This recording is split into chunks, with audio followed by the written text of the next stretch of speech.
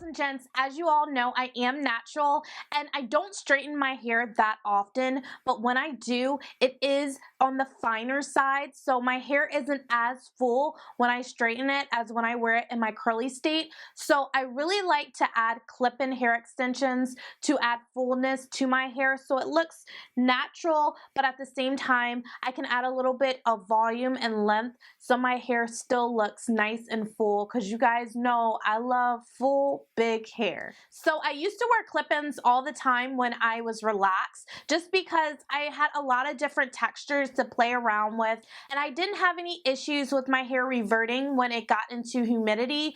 But now that I'm natural, when I wear my hair straight, it might be silky straight at the beginning of the day, but at the end of the day it looks like wavy, kinky, it looks crazy. So I really have been enjoying these clip-in hair extensions. They're from Knappy Hair Extensions, and I have the Knatural Coarse Set. I have 20 inches, which is their longest length, and I have the 8-clip set.